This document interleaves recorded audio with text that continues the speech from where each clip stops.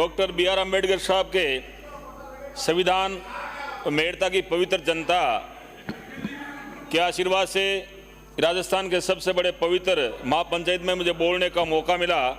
मैं धन्यवाद ज्ञापित करता हूं। महोदय, 31 जनवरी 2025 को प्रदेश की सबसे बड़ी पंचायत और हमारे इस पवित्र सदन में महामहिम राज्यपाल जी के श्रीमुख अभिभाषण का वाचन किया गया, जिसके लिए हम सब आभार व्यक्त करते हैं। इस अभिभाषण को सुनकर निश्चित रूप से कह सकता हूं, माननीय प्रधानमंत्री मोदी जी, माननीय मुख्यमंत्री भजनलाल शर्मा जी के कुशल नेतृत्व में आपनो अग्नि राजस्थान का संकल्प सिद्ध हो रहा है।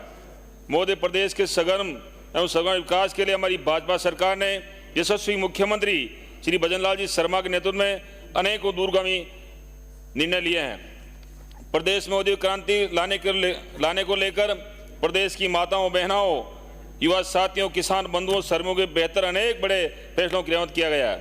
पूर्व कांग्रेस सरकार के शासन में पेपर लीक के कई गिरोपन पे गांव ढाणी का किसान धरती का सीना चीरकर फसल उगाता है, अपने बच्चों को नौकरी के लिए बड़े शहरों में भेजता है। लेकिन कांग्रेस के शासन में हुए पेपर लीक से आहत होकर प्रदेश के अनेकों होनहार बच्चों को मौत के गले लगाया। मैं धन्यवाद दूंगा आदरणीय मुख्यमंत्री भजनलाल शर्मा जी को, जिनके नेतृत्व में हमारी सरकार ने उन पेपर लीक के गिरोहों की नाक की नकेल कसने का कार्य किया। हमारी सरकार ने पेपर लीक गिरोह के खिलाफ एसआईटी गठन के 200 से 50 लोगों को जो जेल में डालने का जो काम किया, हमें प्रसन्नता है। हमारे यशस्वी मुख्यमंत्री श्री भजनलाल शर्मा जी के कुशल नेतृत्व में हमारी भाजपा सरकार युग पुरुष पंडित दीनदयाल उपाध्याय जी के आदर्शों पर चलते हुए एकात्म मानवता अवधारणा को आत्मसात किया है। हमारी सरकार ने के कार्यकाल के पहले ही साल में माननीय मुख्यमंत्री जी ने rising Rajasthan global investment summit का आयोजन कर प्रदेश की आर्थिक प्रगति हेतु 35 लाख करोड़ रुपए के निवेश की बुनियादी नींव रखी गई है। वरना कांग्रेस शासन में तो जैसलमेर, जयपुर, मानसरोवर होटलों में राइजिंग होती रही। ये भी हमने प्रदेश की 7 करोड़ जनता को देखा है। राइजिंग राजस्थान के इस सफल वैश्विक समिट में दुनिया भर के 32 देशों ने हिस्सा लिया और 16 देशों के पार्टनर कंट्री के रूप में सेवा निभाई। महोदय, ये महज समिट नहीं, राजस्थान के भाग्योदय का आयोजन था। इसमें प्रदेश की औद्योगिक क्रांति का विकास होगा, प्रतिभा और कौशल के बड़े हमारे युवाओं का रोजगार के नए अवसर मिलेंगे, राजस्थान की अर्थव्यवस्था को रफ्तार मिलेगी। महोदय, बीते 1 साल में बेरोजगार इस प्रदेश में हमारी सरकार ने 59,000 से ज्यादा युवाओं को राज्य की नौकरी नियुक्तियां देने का जो कार्य किया है, आज अनेकों भर्तियां परीक्षाएं सफल आयोजन की ओर कराई जा रही है। हमारी सरकार किसानों, पशुपालन हितों के लिए प्रतिबद्ध है। हमारी सरकार ने पंजीकृत गौशालाओं को दे अनुदान में 10% वृद्धि करके गोवंश के संवर्धन हेतु महत्वपूर्ण कार्य किया है। पशुपालकों के लिए पशुधन की सबसे बड़ी पूंजी है। पशुपालकों के हितों की प्राथमिकता देते हुए हमारी सरकार ने 400 करोड़ राशि से मुख्यमंत्री मंगला पशु बीमा योजना की शुरुआत की है। यशस्वी मुख्यमंत्री भजनलाल शर्मा के नेतृत्व में हमारी सरकार प्रदेश के अंतिम छोर गांव ढाणी बैठे किसान, नौजवान, महिला, मजदूर सबके हितों के लिए एक अटूट संकल्प के साथ आगे बढ़ रही है, जिससे विपक्षी कोई ताकत विश्लेषण नहीं कर सकती। हजार बर्फ गिरे, लाख आंधियां उठे, वो फूल खिल के रहेंगे जो खिलने वाले हैं। विपक्ष के साथी कल परसों कह रहे थे ये भजनलाल नहीं, वजनलाल की सरकार है। तो मैं कहूंगा, इस प्रदेश की उम्मीदों, किसानों के, नौजवान, महिलाओं का सम्मान का वजन भजनलाल उठा सकता। कांग्रेस में कुव्वत और दम नहीं है। कांग्रेस में कितना वजन है ये अभी उपचुनाव में प्रदेश जनता ने देख लिया। खींवसर सीट जहां उपचुनाव में लगातार 1 महीने तक मेरा प्रभास रहा, वहां से हमारे साथी माननीय डांगा जी जीतकर आए हैं। कांग्रेस वहां मेज 5400 वोटों में सिमट गई। जहां आपके प्रदेश अध्यक्ष ने वहां गमछा हिलाया था जाकर के, वहां जमात जब 5 वोट आए थे। अब ये आकलन कर लीजिए वजन किस में ज्यादा, किस में वजन उठाने ताकत है।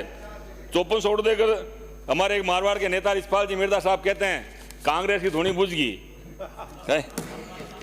तो यही हुआ, प्रदेश की जनता ने माननीय शर्मा जी के नेतृत्व में भरोसा करके प्रदेश के विकास में कमान सौंपी है। हाल ही में उपचुनाव में फिर से जनता ने कांग्रेस को मुंह तोड़ जवाब देकर भाजपा को 5 जीते। ये टेलर था एक पूरी पिछाने वाली लोकल बॉडी चुनाव में, पंचायत चुनाव में आपको जनता सिखाएगी। विपक्ष साथियों को कहना चाहूँगा, प्रदेश जनता को स्वीकार कर चुकी है भजनलाल की भरोसा, और माननीय मुख्यमंत्री भजनलाल शर्मा ने जो कार्य किए जिस क्षेत्र के लिए करते हैं उस क्षेत्र में जनप्रतिनिधियों का जनता को भरोसा में लेते हैं। हमारी पार्टी प्रत्येक विधायक से चर्चा करके क्षेत्र में घोषणा करते हैं, जबकि कांग्रेस शासन में तो जिलों में बंटनबाद ऐसी हुई, नगरपालिका घोषणा भी ऐसी हुई। हमारे नागौर जिले के जाहिल के कांग्रेस नेता घूमते कह रहे हैं केशव साहब कल ज्ञापन दिया था कि जाइल को वापस आप ग्राम पंचायत बनाइए। ये आपका हाल है सरकार का, पिछली सरकार का। माननीय यशस्वी मुखी बद्रीनाथ शर्मा ने प्रदेश तकदीर बदलने का कार्य किया, उसी अटल ध्येय के साथ आगे बढ़ रहे हैं। आप चिल्लाते रहिए, हमें कोई फर्क पड़ने वाला नहीं है, क्योंकि जिसे तकदीर के पन्ने पलटने हो वो संघर्ष के बेर नहीं है। मोदी, हमारी सरकार वादों पर नहीं काम करने पर विश्वास करती है। ERCP के मामले में ये बात सिद्ध हुई। पूर्व मुख्यमंत्री राजे के नेतृत्व में तत्कालीन भाजपा सरकार ने पहली बार इस योजना के विजन को प्रस्तुत किया, लेकिन उसके बाद कांग्रेस की सरकार आ गई, ये काम अटक गया। हमारी सरकार ने जिस बार राम जल सेतु परियोजना के रूप में धरातल पर क्रियान्वित करने की कोशिश दिशा मजबूत कदम उठाए।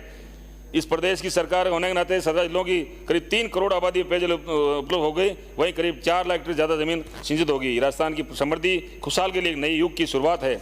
मुझे तो ये कहते हुए भी खुशी है, हमारी पश्चिम राजस्थान जो सुदूर मरुभ प्रदेश का इलाका है, उस क्षेत्र में सभी WRCP की DPR अंतिम चरण में है और माननीय मुख्यमंत्री के इसके कार्यालय में एक बड़ी सौगात राजस्थान मिल रही है। हमारे विपक्षी साथी बाबा साहब के नाम पर बहुत ज़्यादा बोलते हैं। मैं कहना चाहूँगा, कांग्रेस ने हमेशा बाबा साहब का अपमान किया है, ये सब लोग जानते हैं, पूरा देश जानता है। और हमारा SC ST का युवा अब पढ़ लिख गया है, वो समझदार हो चुका है। मैं कहना चाहूँगा, जब आज़ादी से पहले जो मंत्रिमंडल विस्तार होने की बात हुई थी तो 5 नाम भेजे गए, 10 नाम भेजे गए थे, 5 हिंदू, 5 मोमडन, 1 फारसी, 1 SC का। उसमें भी आप लोगों ने बाबा साहब का नाम नहीं भेजा। ये आपको सोचने की बात है और हमारे SC ST का युवा इस बात को समझ चुका है। बाबा साहब को आपने लोकसभा में जाने से रोका, कई बार विरोध किया, उनको लोकसभा जाने रोका गया। और हमारा युवा